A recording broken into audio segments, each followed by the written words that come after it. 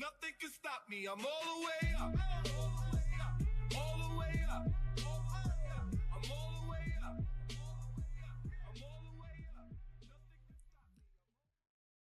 All the way up. All the way up. Good morning, Vietnam. I'm Meyer Dalal. Good morning. Good morning. Alan Hastings here. The Money Matrix Podcast. Welcome all, where smart money finds a smarter way. So today's episode is going to be an interesting one. Alan and I are going to battle it out. I'm going to face Alan because he's in California right now and I'm in Florida, where personally I feel that higher education without a specific plan is financial suicide for our younger generation today. The amount of debt that they're incurring is unsurmountable, in my opinion. Got it. And I'm taking the stance that it's worth it, basically, to take on the debt, to get the degree. It's worth it. That's my position. That's your position. So let's start with some cold, hard facts. Whoa. Ready? Yep. The total student loan debt in America has reached $1.77 trillion. Now, that's as of 2023. That was the most recent data they have. I know it's more than that. It's probably over $2 trillion now. It's not. It's actually just under 1.8. Okay.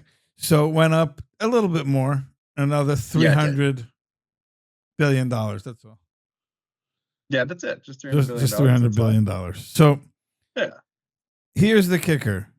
The average student borrows and takes 20 years to pay off the debt. So you take your money, you're in it for 20 years. So you're in a 20-year mortgage. Yes. Tell me, how is that possible financially for anyone to be able to survive? Well, I'll give you a great analogy. Our mortgages are 30 years. And our borrowers do just fine and cash flow. So I think the term of 20 years is actually not so crazy if you think about how lending in the United States works as a whole. But yeah, it sounds like a long time on paper for sure. Yeah, but you're comparing borrowers who are self-employed about businesses who have cash flow. You're talking about walking out of a school. Mm-hmm. So right here, medical doctors graduate with an average debt of $241,000. According to the Association of American Medical College. Yes. Law school graduates have $160,000 in loan debt.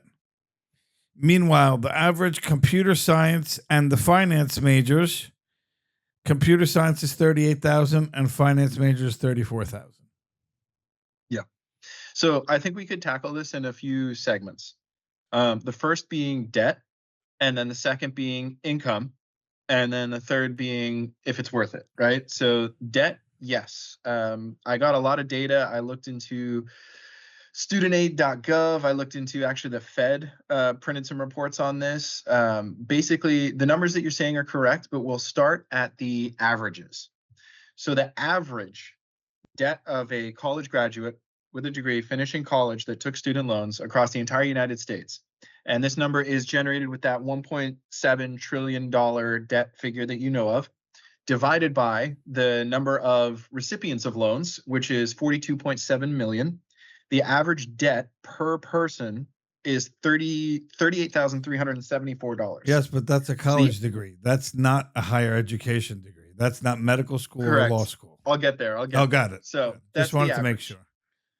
And that's for all debt, all federal debt, higher degrees, everything. That's the average for all debt, student debt in the country, $38,000 per person.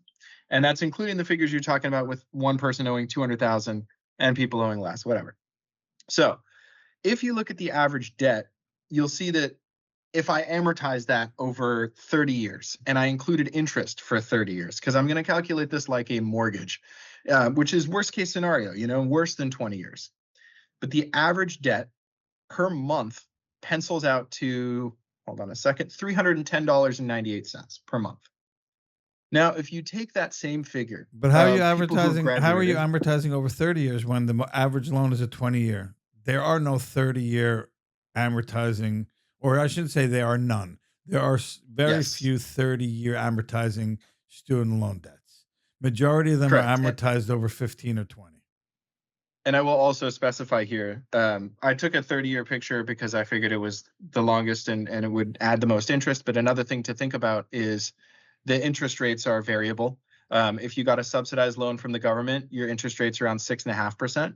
If you got plus loans or unsubsidized loans, they could be as high as 9.08% interest. So I'm using the 9% interest and I'm amortizing over 30 so that you get more interest. So I'm doing the worst case scenario here, like absolute worst. So if you Not do the best, worst not case 6%. scenario, do the 241,000. I'll get there because I have those okay, got figures. it. Yeah. So these are average. You're paying an extra $310, $311 per month in debt, right? The total of your loan, if you had 30 years of amortization, you're actually paying back not 38,000, you're paying $112,000 back. So you'd be paying 3 times your loan balance to pay off your debt, right? Which is a lot. However, and I'll get around to the higher medical debt stuff. The average income in the United States for no college degree, just a high school graduation, is $46,748. And that's with no debt. Now, the average income with a college degree on just straight averages again is around $20,000 to $40,000 higher a year. So if you were to take $20,000 to $40,000 higher a year, well, again, worst case scenario, $20,000 more a year, you would pay off that debt of $112,000 in under 6 years. And the average person is employed from the age of 18 to 63, 45 years. So you would be indebted for 6 of your 45 employed years. And then for the other 39 years, you're making, worst case scenario, an extra 20 grand a year. So you've paid for your college degree in 6 years and you get to enjoy the benefits of it for 39. Well, your numbers are a little off because a doctor, for example, has 4 years of college, 4 years of medical school, plus an average of 3 to 4 years of some form of residency. So before they're even getting out into the workforce, they're 30 to 32 years old for sure. Yes, definitely. So my you're sister's 18. A prime example. Yeah. So your sister's a prime example of it. Now, your sister didn't even go in the U.S. That's another topic I want to talk about as we get further along the line. But their trajectory started at 30 to 32. So what does that, and law school is pretty much the same. So what does that do to the average student now? They're not buying a house till later. They're not getting married till later. They're not having kids till later. So everything is pushed down the line because of this. Now, the average doctor, according to Medscape's 2023 physician compensation report, makes $210,000 after coming out, after all this time. But they're missing from 18 to 32. That's when you say you're working. So that's 14 years.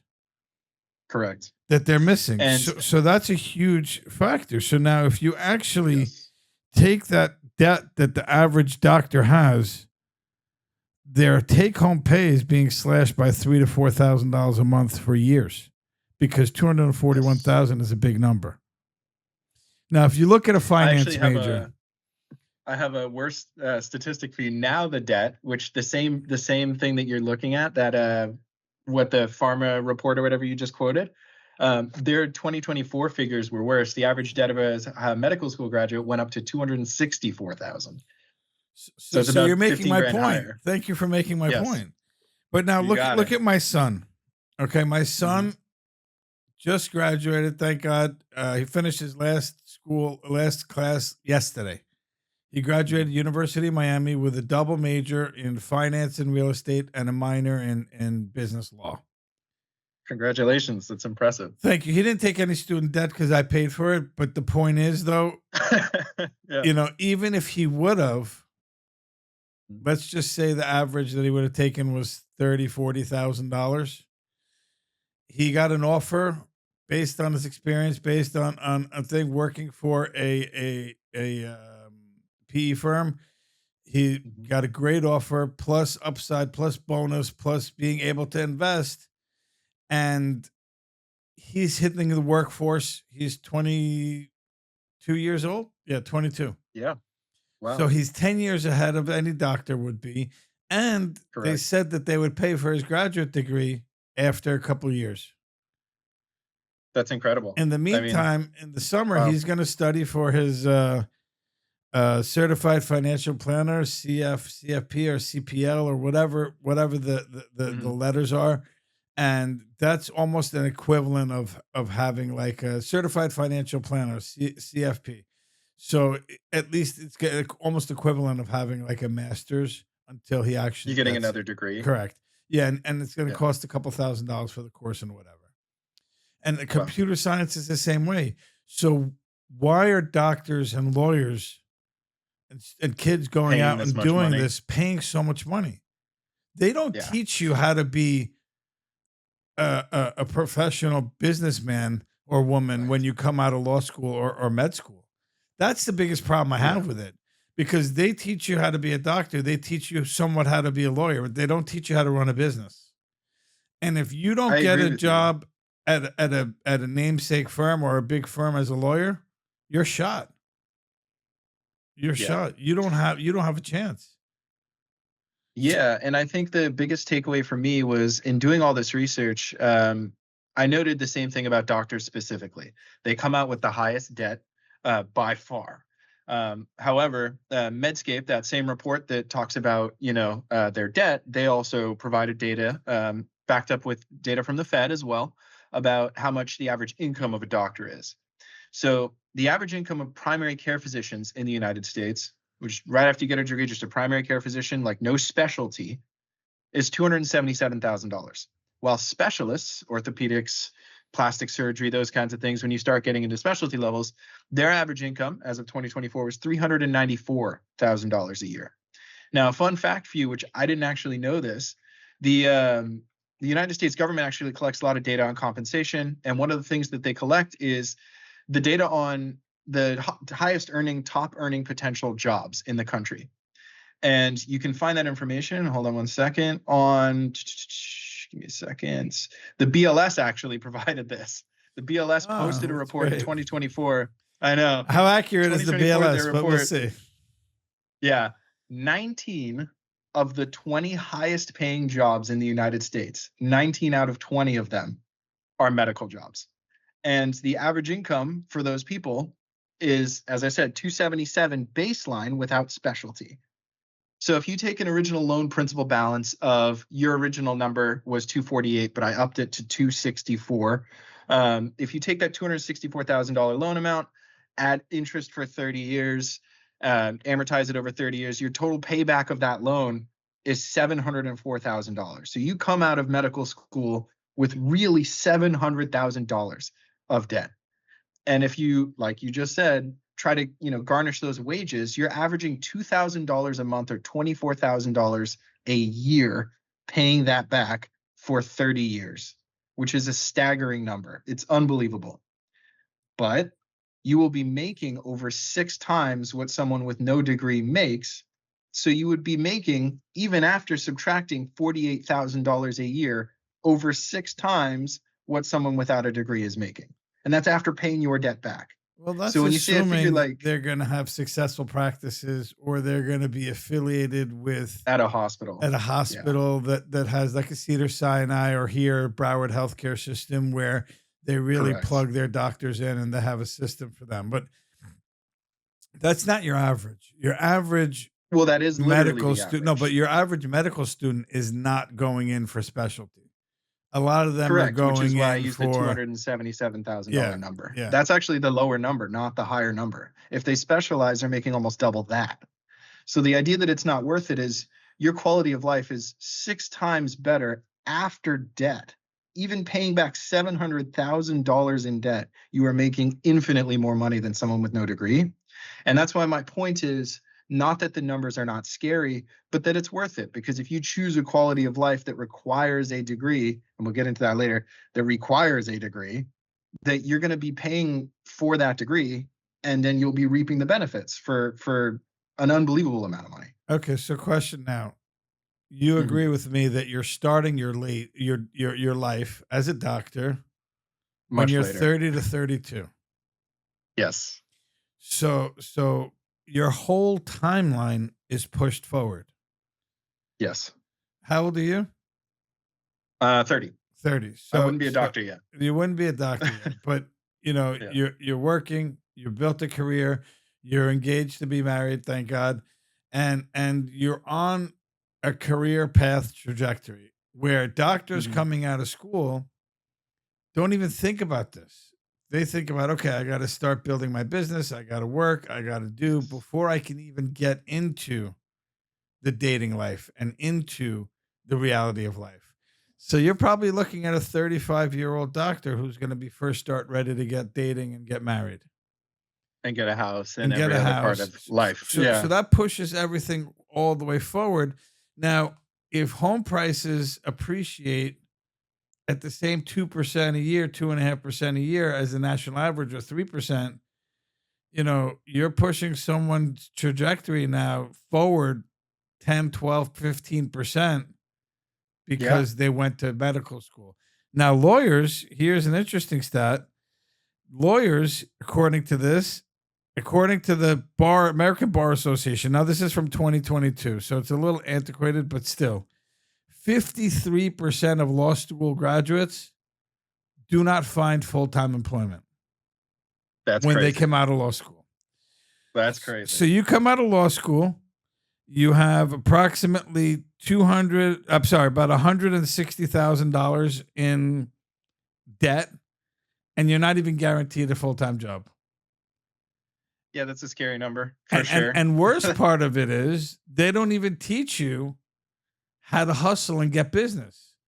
If you don't land a big name brand firm that gets the clients, you have to go and hang up your own shingle, and you have to bring in the business. Well, they don't teach you how to do that. They teach you theoretically, agreed. and a lot of lawyers in law school that teach, they're theoretical. They've never gone out and practiced and done it and can speak to it. That's scary. Yeah.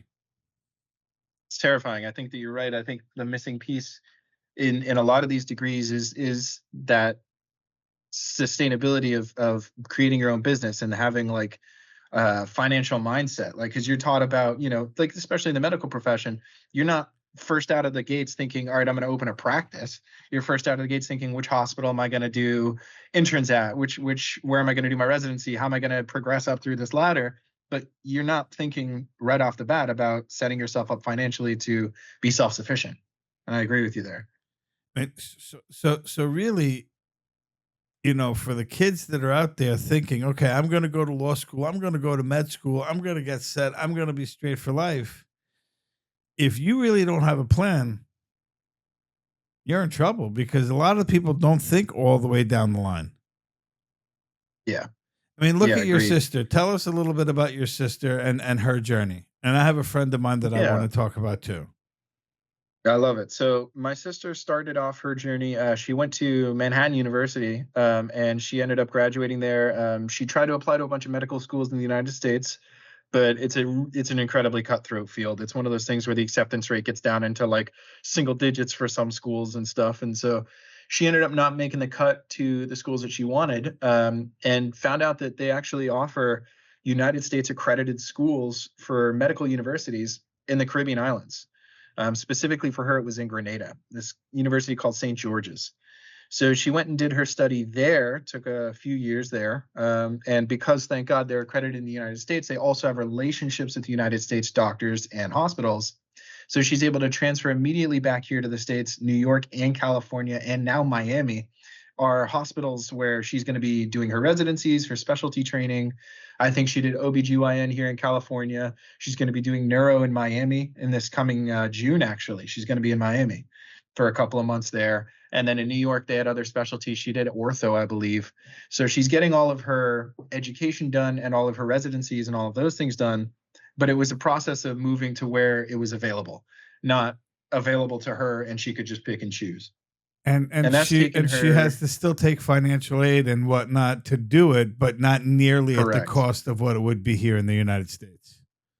Absolutely. And she got grants, she got scholarships, everything that she could possibly apply for, she applied for. And the cost of moving over to Grenada, I mean, everything's a lot cheaper. Everything is not the United States, not California or New York, but it's still an expense that she's just been accruing since she was really 18. She's been accruing student debt since she was 18, and now she's 20, coming up on 28. So 10 straight years of just accruing debt without earning actual doctor income. And she's still got a couple more years before she even gets out into the workforce? Probably 1.5 years, maybe 2, because she graduated early with she has a master's and she's getting some other degree as well. I don't remember, but she put in the time where it was like every semester she's taken double everything. So she's accelerated a little bit. But She'll she's not hopefully the be done norm, before though. she's I 30. mean, she's Correct. She's going to be at Correct. least 30 before she gets out into the workforce. So let's look at some milestones here. So right now, she's not going to be ready to buy a home for at least 5 to 7 years. Do you agree with Agreed. that? Yeah, I agree. Okay. Then chances of her getting married and starting a family with having to start a career and do that's going to be delayed 3 to 5 years. Fair to say? Yeah, I would say probably. Yeah. So you're having fewer children. They're contributing 50% less to their retirement funds because they're starting so late. Yep. So these are the most educated professionals in our industry. Right. How does this make any sense? Well, other than the short term, you can look at the long term. And I think that if her income is going to outpace, for instance, a non-college grad making 40,000, whatever, I'll even say a self-employed person who makes 100,000 a year, or I'm just going to say 100,000 a year, right? Say you're salaried or not. If but you she's can on only average put at away $277, the same retirement funds regardless. If you're Pre-tax. contributing to a 401k, you can put away Yep. the same amount. So based But if on she the can- retirement vehicles that are set up, not talking about how Yep. much you can save, just talking about Yep. IRAs, 401k, all of these things, you can only put away the same amount for every person. So she's behind the 8 ball. On retirement specifically, yes. But by the time she's 40, I guarantee she will have put away, A, she will have been able to afford to put away more money in her retirement. And B, she could own way more stocks, equity, property because of the massive inflow of income that she will get. She's going to start later. But overall, the return will outpace in 5 years easily. Okay. And I think Listen, the noted, I hope so. because you're making, yeah, I agree. I also hope so. I think you're making great points, but there's other benefits to having a degree that aren't just money. There's also security of employment. It's true. It's statistically true that you can look this up. In 2023, the government did another survey about employment and, especially after COVID, how the unemployment rates were during COVID.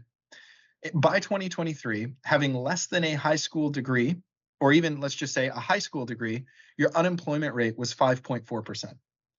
If you have even an associate degree, that number drops to 3.7%. And if you have a bachelor's degree or an advanced degree, that number gets as low as 2.2%. So you have half as much unemployment. You are also jobs with benefits, college degrees. If you have a high school diploma and no college degree, you have a retirement plan included in your job benefits 24% of the time.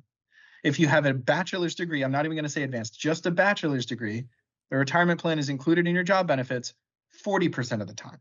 So almost double the amount of jobs are offering you benefits. This isn't going into health insurance, just retirement alone. So I think if you're thinking about the big picture, there's stability in a degree that's not offered without it. And for some fields, specifically medical, law, I mean, we could look at several different fields for this, but they're going to require degrees. Like your son getting that job, would he have been able to apply for that job and get that job so eeasily if he didn't have the degree? Is that something that he would have had the access to? I agree with you on that. A college degree is ultra important. That I truly believe. But unless you have a plan, because most doctors, they try to get into hospitals and they try to go that route. A lot of them don't immediately go into private practice. So they have a little bit more. I mean, lawyers have it really hard because the likelihood of getting a job right out of school is not great at all. So we won't even discuss. 50% is Yeah, crazy. yeah, we won't even discuss lawyers. But I have a friend who also studied in one of these islands, and he came back to New York and he started his own business. But he was a hustler. He knew he had to hustle. And it wasn't just going to be from seeing patients as a general practitioner. So he created a whole eating program and a wellness program and a diet. And then he got into Botox and doing all of those things, the auxiliary services. And his medical practice just took off because of all this extra stuff that he did. And he runs it as a business. I mean, he was Wow. fortunate enough because, he grew up in a business mindset at family where he understood that medical school is just the platform and being a doctor is a platform, and he has to parlay and do what he needed to do on every other level.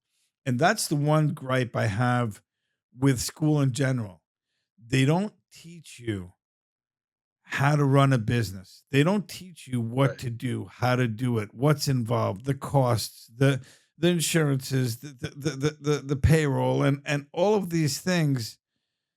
They completely gloss over that, and that's a big problem that I have because kids today need help and they need guidance, and not every kid has parents that are sophisticated enough to guide them and help them. If they have that, Yeah. it's great, but if they don't, a lot of them are left to fend for themselves. I And agree with you. And I think that you're making great points because the truth is school is getting longer, debt is getting higher, right? Like that number of it's going to be $1.8 trillion is unbelievable. And leaving school with, like I was saying, like the actual number being the payment back being like $900,000 in debt or whatever is terrifying. And students aren't prepared for the financial aspect. They're too busy being taught, the practice aspect. Um, I think that you need an actual combination. And this is kind of a side fact that a little bit ties in, but of the Fortune 500, like of all those companies, there are a total of 3 companies out of those 500 that have CEOs without a college degree. And I think that you can't look at figures like that and say it's no, impossible for someone without. college degree, in my opinion, you need it. You can be Yeah. successful without it, but you definitely need it. I mean, look, this is a scary number. If you really look at this, college Mhm. tuition has increased 180% over the last 20 years when adjusted for inflation. I mean, That's crazy. that's astronomical for an average kid who wants to go to a top tier school. They're spending a lot of money. It's a lot of money. I mean, medical school tuition has increased 133%. So that's crazy. But college is essential. But here comes the question, right? If you're Yeah. planning to go to law school and Yeah. you're not, or med school, and you're not going to be going to the top firms, or you want to start your own shingle, do you go the route of going to a mid-level college and a mid-level, law school or medical program, so you can Mhm. just get it and you're going out in business and you're not going to accrue so much debt? Or do I you would agree still that. shoot for the top because it's just a name? Yeah, I would agree with you. I think that you should have a plan because if you go into this just thinking, I need to have the biggest, shiniest name on my degree, you're right. You're going to spend an unbelievable amount of money and the benefits are not really going to be there.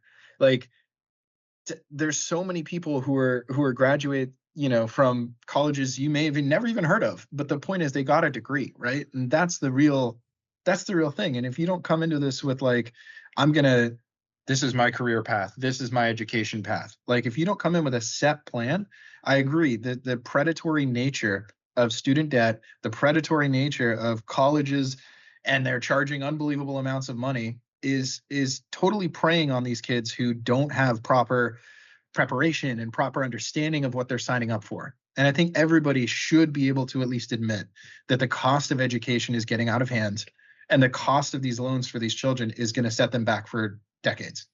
I mean, that's agreed. So, a couple of takeaways that I feel are vital for our kids. I mean, listen, you don't have kids yet. I have 6 kids, thank God, and a couple of them are already past the college state. Some are in college, and some are rising up. Right? I mean, for a kid, I would tell anyone, like you said, have a plan.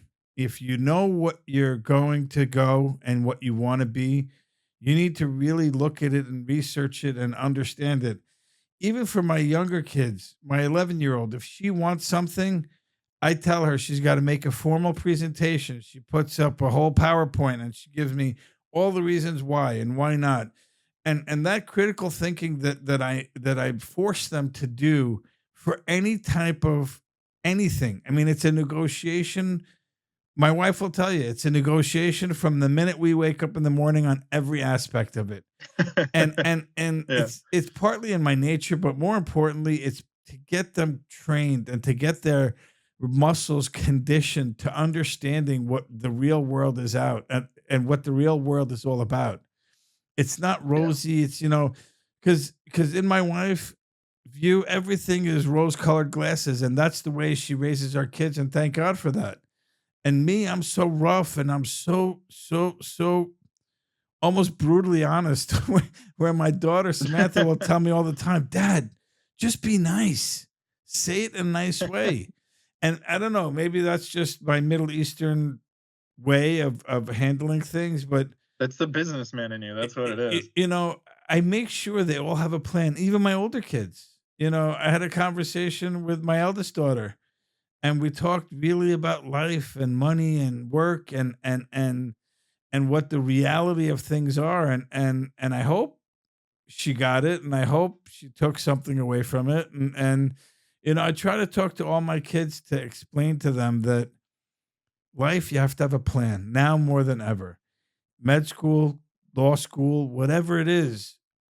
Do you plan on being Yeah. in your own business? Do you plan on going to a big firm? Where do you want to go? Whatever path you're taking, what do you want to do? Even, my son who just graduated, he had 2 options and we sat down and we broke it out and saying, which one is better? Which one is worse? And one of his considerations were, well, I like the fact that I can work from home. I said to him, listen, take that out of the equation. That's not reality. Yeah. Get that Yeah. off the table. Don't even talk about that because that's not real life. And unfortunately, kids today, after COVID, got a skewed perspective of what life is all about. So, number one, have a plan. What else is important, Alan, in your opinion? Oh man, that's tough. I think, having a plan is number one, but if number two is understand why you want a degree. Like, do you want the name recognition? Do you want to build the relationships by going to Harvard? Do you want to be that Ivy League guy? Or are you just getting a degree so that you can work your dream job? Like, make sure it's what you want. Yeah. I think also another thing is really understand the finances, even if you're paying for it or Yes. not paying for it, right? Understand what it'll take, the true cost and the opportunity cost and the return on investment. It's going to take you Yes. this long to get in here, this long to get out, and this long to make money. Can you handle that? And averages are average. There are people who will make less than that. There are people who make more than that, but you may make less money than the average. You have to plan for all possible outcomes when you make your decision. And we spoke about obviously geographical type of considerations. There are other Yes. alternatives, boot camps and different certifications and things that you can get that you may not need necessarily to get that higher degree right up front. If you start a job, my daughter, she's teaching right now, and part of her plan is to get a master's degree and the school will pay for it. So Nice. there's opportunities within that too. So you can pursue your higher degree, but you might have to take a little bit of a detour. So all these things to consider are super important, especially when you're life planning. And for me, the most important thing is talk to people that you trust. Talk to your parents, talk to your grandparents, talk to your aunts, uncles. Don't talk to your regular friends. Your friends are in the same boat as you are, unless they've already been out there and done it and are successful. You want to emulate people that are successful, not at the same level as you, because they can't give you any advice. They can't give you the advice. They're in the same boat as you. We're all rowing together. I get it. And just remember, Mark Zuckerberg doesn't have a college degree, so he can do it. Anyone can do it. Now he's an MMA master, so he can do it all. Does he? Oh, there it is. Yeah. What do we need it for? That's it. Anyways, well, I appreciate you breaking down. Yeah, thank you. Thank you. I think I won this battle, but I appreciate your input. Yeah. I think now that I've realized that I don't need my degree, I might go tear it up. Anyways, thank you all. Have a great day. I appreciate it.